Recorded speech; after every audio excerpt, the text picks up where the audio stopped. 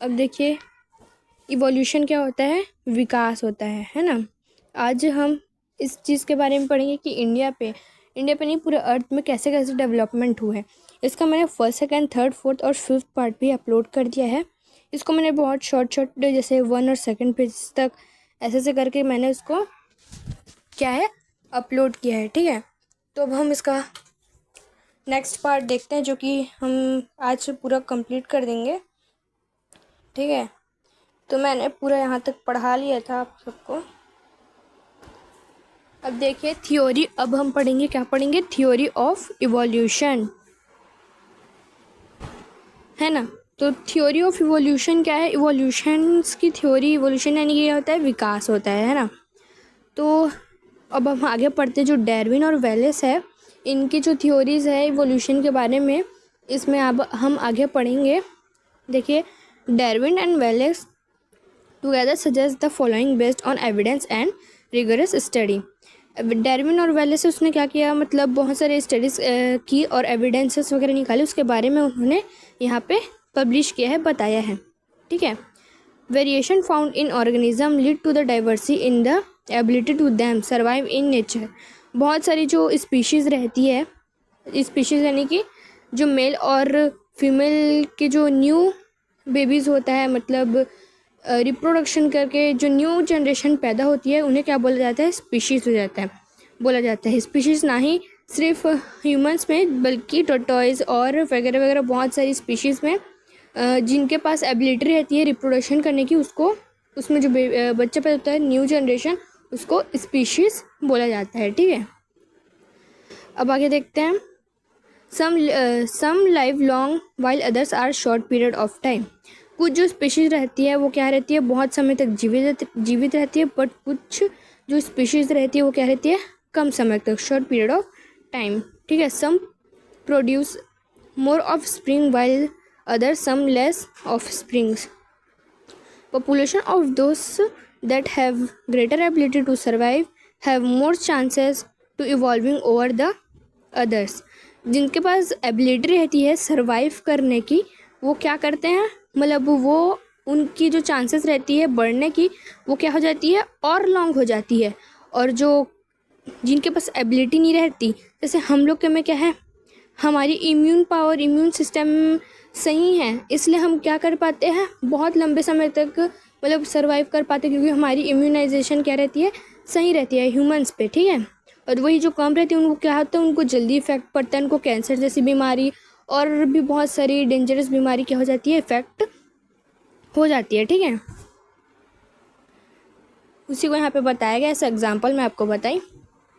Thus, over time, we have new composition of the population of organism with the apparently situated better to certain sets of environment condition. Generation to generation over time हमारे पास क्या आती है? New population, new composition क्या होती है? Generate होती है ना। तो उसके अकॉर्डिंग हमें न्यू स्पीशीज़ हमें क्या हो जाती है? देखे जाते हैं, हम पाए जाते हैं। ठीक है, अब सेकंड देखते हैं। New varieties of organism may emerge suddenly for pre existing new due to natural calamities. इसमें क्या बताया गया है, जो अब देखिए स्पीशीज़ जो है वो थोड़ी ना आसमान से या ज़मीन से पनपती है, नहीं पनपती ना। कुछ जो है बहुत सारे एस्टेरॉइड्स वगैरह के, उसके साथ साथ बहुत सारी केमिकल्स वगैरह गिरी, उसके अकॉर्डिंग क्या है, न्यू जनरेशन वगैरह पैदा हुई। ठीक है, तो और जो न्यू जनरेशन जैसे पैदा होती जाती है, वो कैसे पैदा होती है? प्री एग्जिस्टिंग मतलब एग्जैक्ट क्या होता है? जो जो ओल्ड जो स्पीशीज़ रहती है ना, ओल्ड स्पीशीज़, उनसे जनरेट होकर न्यू स्पीशीज़ बनती है। न्यू स्पीशीज़, है ना। न्यू स्पीशीज़ मतलब जैसे अभी मैंने आपको एग्जांपल में बताया फीमेल और मेल वाला, वैसे ही क्या होती है? न्यू स्पीशीज़ बनती है प्री एग्जिस्टिंग से मिलकर। जैसे कुछ जो रहते हैं ना, वो कैसे रहते हैं भाई, मतलब ऐसा बोलते नहीं है कि आप अपने मम्मी पर गए हो, आप अपने पापा पर गए हो, तो वो ऐसा क्यों होता है? मतलब उन्हीं का जो वो स्पर्म रहता है, उनसे ही जनरेट होकर क्या बनते हैं? हम बनते हैं ना। इसलिए वो हम क्या है, थोड़े थोड़े उनके जैसे दिखते हैं। बाकी हम पे भी थोड़ी क्या रहती है, चेंजेस रहती है। अब आगे देखते हैं। Various organisms have had similar ancestor and those the evolutionary relationship may be represented by a diagram showing a branch tree. ये ट्री के ये जो ट्री है इसमें हमें बताया गया है कि एवोल्यूशनरी रिलेशनशिप कैसे कैसे एमर्ज होती है ना। उनके एंसेस्टर, जैसे वन स्पीशीज़ है वो यहाँ से टूट कर क्या बनी, यहाँ पे एक और बनी, एक और बनी, एक और बनी, फिर यहाँ से बनकर क्या है फोर्थ बनी, फिर ये आगे गई, फिर एक और इसकी ब्रांचेस हुई और ये क्या है और आगे बढ़ती गई। इनकी जो जनरेशन वो क्या हुई, इनकी रिलेशनशिप्स और बढ़ती गई। ये ब्रांच ट्री है ये 1 मार्क क्वेश्चन में पूछा जाता है बोर्ड एग्जाम में कि ये जो ब्रांचेड ट्री है जो जिसके बारे में बताया था उसको किसने बताया था, बाय द डार्विन ने ही इस चीज़ के बारे में क्या किया था, बताया था उन्होंने। अब आगे देखते हैं। Variation are found in population of organism, only some variation are variable characters pass on from one generation to the other generation.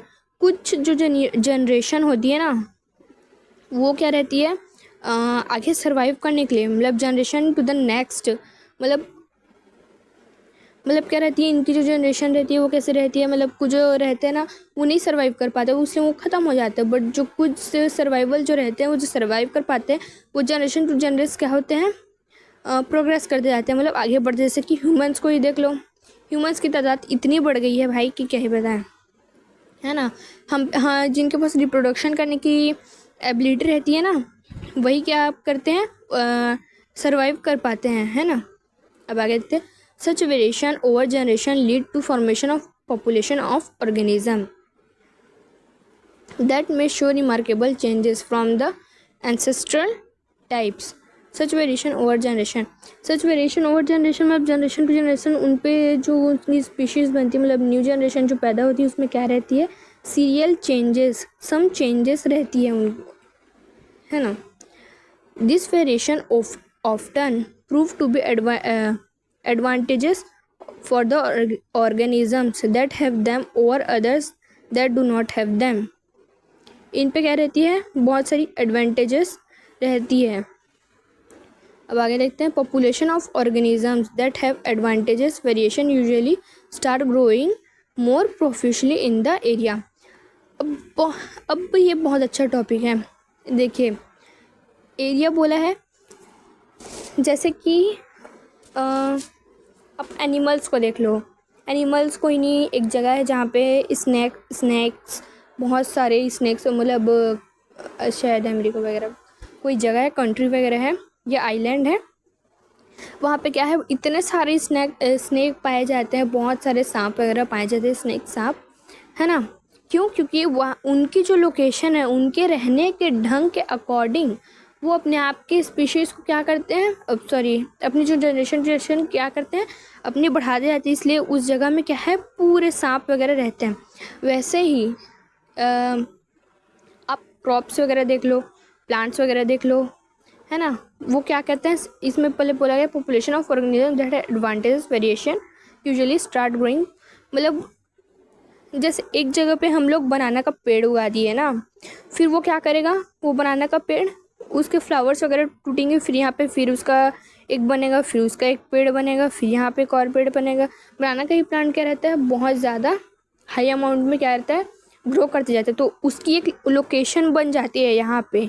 उस यही जगह पे क्या होगा, बहुत सारे बनानास के ट्री क्या होंगे, होते जाएंगे ना। विंड के अकॉर्डिंग उसने क्या कर लिया, अपने आप को सर्वाइव कर लिया, ठीक है, उसकी लोकेशन ये बन गई। अब वो क्या करेगा, अपने जो स्पीशीज़ है वो क्या करेगा, अपनी जनरेशन मतलब क्या है बनाना, क्या है बढ़ाते जाएगा, ठीक है। वैसे ह्यूमंस के में भी ये पाया जाता है। अब बहुत सारी, जैसे अब तो सब अपने आप को चेंज कर लेते हैं, मतलब रह जाते हैं, लेकिन पहले के टाइम में क्या होता था, मतलब पहले के टाइम में भी रहते थे सब। बाकी जैसे एक बस्ती हो गया, वहाँ पे क्या हो गया, ह्यूमंस रहते हैं, है ना। वो 2 मॉम डैड रहते हैं, उसमें 3-4 बच्चे होते हैं, फिर यहाँ पे उनका घर बनता है, फिर उनके बच्चे, फिर यहाँ पे तो ये क्या बनती है, पूरी उनकी सोसाइटी बन जाती है। है ना। ऐसा ही इसमें बताया गया है। अब आगे कहते हैं affecting the population of composition there those with less adventurous variation are nearly replaced by this that bear more advantages variation being to evolution। जिसके पास एडवांटेजेस ज़्यादा रहती हैं, जिसकी लोकेशंस के अकॉर्डिंग वो अपने एडवांटेजेस को क्या करते हैं, बढ़ाते जाते हैं। वो कैसे करते हैं, मतलब उनके जो जनरेशन है इवोल्यूशन है क्या करती जाती है, धीरे धीरे बढ़ते। बट कुछ जो रहती है जैसे अब छत्तीसगढ़ में आपको बोल दिया कि यहाँ पे आप क्या करो, जैसे पूरी चाय की फैक्ट्री खोल दो, है ना, चाय वगैरह टी वगैरह की कुछ कर दो, तो यहाँ पे क्या हो पाएगा, फार्मिंग नहीं ना, नहीं हो पाएगा। क्यों होगा भाई, क्योंकि हमारी जो विंड है ना, जो उनको प्रॉपर तरीके से बनाने की जो फैसिलिटीज़ है ना, वो हमारे जो छत्तीसगढ़ है वहाँ पे नहीं होगा। हमारे पे क्या हो सकता है, सिर्फ राइस उग सकता है, और क्या उग सकता है, वीट उग सकता है ना, सिर्फ राइट और वीट, मतलब ऐसा हाई अमाउंट में बताए तो राइस और वीट ज़्यादा उगाए जाते हैं, क्योंकि यहाँ की जो एटमॉस्फेरिक प्रेशर उनको सही तरीके से मिल रही है, उनकी जो वाटर हाई अमाउंट में उनको मिलती जा रही है, हर एक चीज़ें उनको हाई अमाउंट में क्या है, मिलती जा रही है। अभी एक टेबल में आपको बताया गया है कि ये वही जो इनकी जो स्पीशीज़ है वो धीरे धीरे क्या होती है, जनरेट होती है, धीरे धीरे क्या होती है, मतलब स्पीशीज़ टू स्पीशीज़ क्या होती है, धीरे धीरे अपने आप को चेंज कर लेती है ना। अब इसको आगे देखते हैं। अब क्या है, इसका चैप्टर पूरा अब ख़त्म ही होने वाला है, बस एक पेज बचा है। Process and species on the basis of theory of evolution, adaptation and speciation. अब देखिए एडेप्टेशन क्या होता है। एडेप्टेशन आपको हर बोर्ड एग्ज़ाम में तो पूछा ही जाता है। एडेप्टेशन ये तो कॉमन सा चीज़ है, आपको बता दूँ एडेप्टेशन क्या होता है। एज अब इन बायो एडेप्टेशन, जैसे कोई भी स्पीशीज़ अपने आप को क्या है, स्पीशीज़ या कोई भी जानवर अपने आप को विंड के अकॉर्डिंग जनरेशन टू जनरेशन अपने आप को क्या करती है, चेंज कर लेती है ना। विंड्स के according generation to generation survive कर पाती है, अपने आप को चेंज कर लेती है, उसको क्या बोला जाता है, एडेप्टेशन। अडॉप्ट कर लेती है वो, है ना, अपने नेचुरली जो भी चीज़ रहता है ना उसको क्या कर लेती है, वो अडॉप्ट कर लेती है, उसको क्या बोलते हैं, एडेप्टेशन बोला जाता है। अब स्पीशीज को तो मैंने आपको बताया ही है, ठीक है। अब हमने क्या क्या पढ़ा, beaks and finches showed variation and according to the availability of food resources population of finches had flown equator and according to availability of resources different population of finches being suited and environmental and etcetera. इसमें पूरे जितने भी हमने study किया ना इसके chapter के बारे में, आपको इसमें क्या है, मेरे पार्ट्स वगैरह, मतलब इसमें पार्ट 1 पार्ट 2 और जो है ना उसमें क्या है आपको देखना पड़ेगा, तभी आपको अच्छे से समझ आएगा। So please subscribe my channel and like it. Okay, अब आगे देखते हैं। इसमें क्या है, फिंचेस वगैरह के बारे में हमने पढ़ा था कि फिंचेस क्या है, एक बर्ड है जिसके बारे में डार्विन ने स्टडी की थी, जो कि क्या होता है, इक्वेटर, मतलब पूरे अर्थ में क्या होती है, वो सराउंड करती है वो बर्ड, और वो क्या करती है, सिर्फ कीड़े मकोड़ों को वो खाती है ना, अपने आप को वैसे ही वो सरवाइव कर पाती है, उसकी जनरेशन भी वैसे ही बढ़ जाती है, अपने आप को चेंज करती है। अब इधर सीधा आप वाटर स्पीशीज़ में देख लेते हैं। अब इधर भी देखते हैं, Darwin had observe that the finches and Galapagos were so varied and finches of one island could not be bred with finches of other islands. The evolution of organisms such that they vary so much not being able to interbreed it. Considered as the process of speciation. Interbreed यानी कि क्या होता है, जो interbreed होते हैं ना, breeding वगैरह करते हैं। The evolution of organism such that they are very so much not being able to interbreed. जो फिंचेस रहती है ना वो क्या है, बहुत अलग अलग जगह से आई रहती है ना, मतलब उनकी जो इंटरब्रीड करने की यानी कि उनकी क्या बोलते हैं इंटरब्रीड करने के लिए उनकी जो और प्रजाति है, जैसे मेल और फीमेल के रिप्रोडक्शन से क्या बनता है, स्पीशीज़ बनता है। तो फिंचेस के लिए ना, फिंचेस के लिए अब इंटरब्रीड करने के लिए नहीं रहता तो क्या उनकी प्रजाति ख़त्म हो जाएगी? क्या नहीं, वो तो गालापागोस आइलैंड पे नहीं था ना। क्या बोलते डार्विन के स्टडी के, और ये क्वेश्चन टाइप सा है ना। गालापागोस आइलैंड में नहीं था, लेकिन अपनी स्पीशीज़ को बढ़ाने के लिए वो भी क्या करेगा, फीमेल और मेल जो भी है उसको ढूंढेगा और अपनी जनरेशन को क्या करेगा, आगे बढ़ाएगा, है ना। अब आगे देखते हैं वाटर स्पीशीज में डायरेक्ट आते हैं। अब स्पीशीज़ के बारे में मैंने आपको बताई है।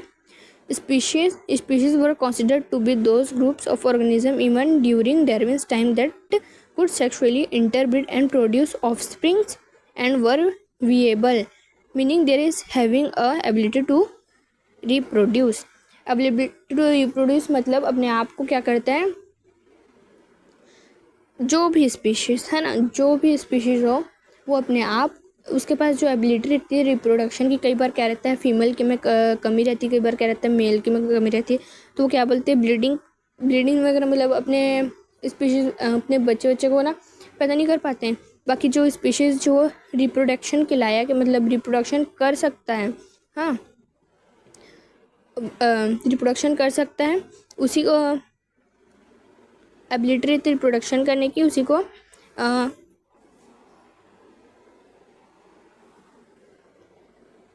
वही क्या करता है, स्पीशीज़ बना सकता है, ठीक है। मतलब स्पीशीज़ अपने जनरेशन को आगे बढ़ा सकता है। Though the definition of biological species has helped us to organise them under the scheme of the system of classification from 2 kingdom to 5 kingdom etcetera. पहले के जो साइंटिस्ट वगैरह थे वो क्या करते थे, पहले 2 पार्ट्स में जो भी चीज़ करना रहता उनको, मतलब पढ़ाई वगैरह, मतलब जैसे कि पहले क्या करते थे 2 किंगडम में जो भी मतलब प्लांट्स और एनिमल्स के बारे में पढ़ना रहता था उनको, मतलब उनकी जो और भी चीज़ें वगैरह करनी थी उनको, वो क्या करते थे 2 किंगडम से बांट कर देते थे। एक क्या रहता था, प्लांट्स रहता था, है ना, एक प्लांट्स रहता था और दूसरा क्या रहता था, एनिमल्स रहता था। पर प्लांट्स और एनिमल्स को हटाकर अब क्या कर दिया गया है, 5 किंगडम कर दिया गया, ठीक है। 5 किंगडम आप पढ़े होंगे 8th स्टैंडर्ड में। पहला क्या रहता है, प्लांट्स रहता है, दूसरा क्या रहता है, एनिमल्स रहता है, तीसरा एल्गे, और चौथा फंजाई, और पांचवा क्या रहता है, पांचवा आप बताना भाई, मैं तो थोड़ा भूल गई। प्लांट्स, एनिमल, फंजाई, एल्गे, और one more thing I forgot. चलिए आगे बढ़ते हैं वो तो नहीं पता 5th किंगडम क्या था। बाकी हमने 5 किंगडम क्या है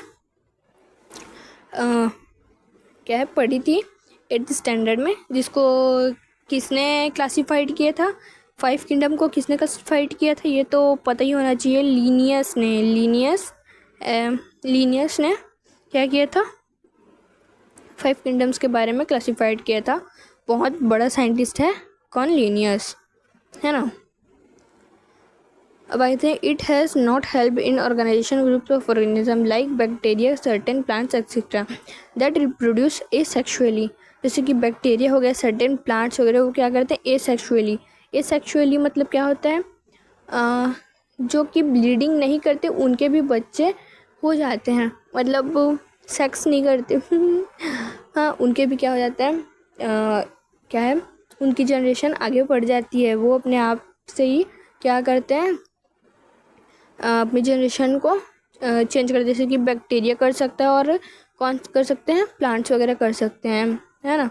ये सेक्सुअली मीन्स जो जिनके पास एबिलिटी रहती है रिप्रोडक्शन करने की, वो अपने बच्चे को पैदा करते हैं, स्पीशीज़ वगैरह, है ना, उसको सेक्सुअली बोलते हैं। और ये क्या है, एसेक्सुअली, जो कि रिप्रोडक्शन करने से नहीं होता, अपने आप ही, मतलब अपने आप से ही वो जनरेट करते हैं। Darwin had been conduct an experiment to find out how variation came to occur among organisms, how they were inherited. He had conduct extensive experiments on plants like marigolds, the 9 o'clock plant and animals like pigeons. अब जो Darwin है ना, उन्होंने क्या किया था, expensive experiment किए थे, जैसे कि मिरेबल्स हो गया और एनिमल्स जैसे कि पेंगुइन्स हो गया, इनके बारे में एक्सपेंसिव इसने एक्सपेरिमेंट वगैरह किया था, स्टडीज़ वगैरह किया था, है ना. Quite known him to contemporary Darwin, George Johann Mendel actually described the process by extensive experiments, and we shall study about in chapter 15 heredity. अब बाकी का आधा जो चैप्टर इवोल्यूशन के बारे में वो चैप्टर 15 में हम पढ़ेंगे, हेरिडिटी चैप्टर में. वैसे CBSE में कहीं पे ऐसा दिया है हेरिडिटी ऑफ इवोल्यूशन के बारे में, है ना, क्या है, और इसमें अलग अलग दे दिया है, हेरिडिटी को अलग कर दिया है, इवोल्यूशन को अलग कर दिया है. उसमें जो भी रहता है ना एकदम हार्डली और टफली रहता है, उसमें एक साथ, मतलब वो शायद 8th वगैरह में ही 8th या 9th वगैरह में ही हेरिडिटी ऑफ इवोल्यूशन के बारे में वो पढ़ चुके हैं. बाकी उनकी जो रहती है सिलेबस वगैरह वो हार्ड रहती है CBSE की. डार्विन हैड, यहाँ पे हम पढ़ना भूल गए थे, बाकी छूट गया है. Darwin had written the book on the origin of species by natural selection. Darwin ने एक बुक बनाया on the origin of species by natural selection. While Wallace book Darwinism, Wallace ने जो बुक बनाया था वो क्या था, Darwinism, in which they propose the evolutionary theory and provided evidence for the same. These books and publish in the year 1859 and 1889. ये जो book थी, ये दोनों बुक थी on the origin of species और एक थी डार्विनिज्म, वो कब पब्लिश हुई, 1859 एंड 1889. आपको बोर्ड में कुछ भी पूछ सकते हैं, है ना, तो आपको हर एक चीज़ प्रिपेयर करके जाना पड़ेगा, ठीक है. डार्विन ने कब किया था,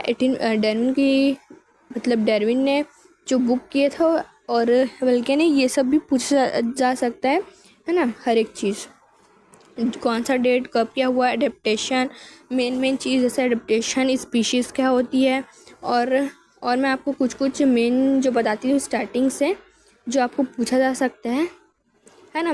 बेसिकली आप जैसे 15-16 चैप्टर और अबव पीछे चैप्टर से ज़्यादा देते होंगे, ऐसा सोचते होंगे आप, लेकिन टीचर की जो सेंस ऑफ ह्यूमर रहती है ना, वो कैसी रहती है, वो ज़्यादातर अपनी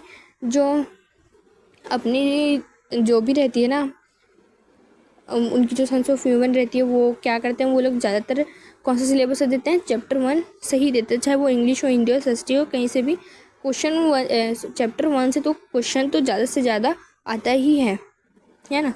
अब क्वेश्चन आपको ऐसा कैसा पूछ सकता है कि क्या ड्रैगन्स, क्या नाम था, डायनासोर्स कितने मिड सेंटीमीटर के थे, और इंडिया पे कहाँ पे कौन सी जगह पे आपको क्या मिला था, फॉसिल्स मिला था, तो कहाँ मिला था, नर्मदा वैली में लमेता घाट में मिला था, है ना. 2000 से 6 लाख साल पहले क्या था, डायनासोर्स रहा करते थे. ये सब को भी पूछा जा सकता है. और यहाँ पे भी बहुत सारे एक चीज़ को आपको क्या करना पड़ेगा, पढ़ना पड़ेगा भाई, ऐसे ही नहीं होता, ठीक है. और रेप्टाइल्स के बारे में भी आपको पूछ सकता है. रेप्टाइल्स मैंने आपको बताया था ना, कॉकरोच हो गया, छिपकली हो गई, और क्या हो गया, और क्या रहता है, मगरमच्छ हो गया. ये सब क्या है, रेप्टाइल्स है, समझ गए.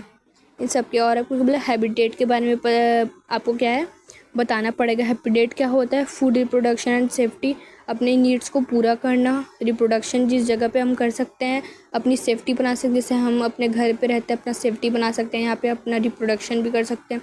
जो भी अपनी नीड्स को फुलफ़िल हम कर सकते हैं उसको क्या बोलते हैं, हैबिटेट. ये तो आएगा ही आएगा, है ना. अब यहाँ पे इस वाले पेज से आपको ये पूछ सकता है कि वोएज क्या होता है, बीगल कौन से बोट पे वो गया था, डार्विन HMS बीगल पे गया था ना. इसको रिवाइज कर लो, ठीक है, करवा रही हूँ मैं आपको. HMS बीगल पे वो कहाँ गया था, मतलब पूरे वर्ल्ड को, मतलब उसने एनालाइज किया, वहाँ की स्पीशीज़ वगैरह के बारे में उसने बताया. एक बार आप डार्विन्स ऑब्जर्वेशन देख लेना, डार्विन ने कैसे कैसे ऑब्जर्वेशंस के बारे में आपको बताया था, इसको शॉर्ट सा पढ़ लेना, ठीक है. अब some observation of Darwin Galapagos islands, इसको भी आप देख लेना एक एक बार।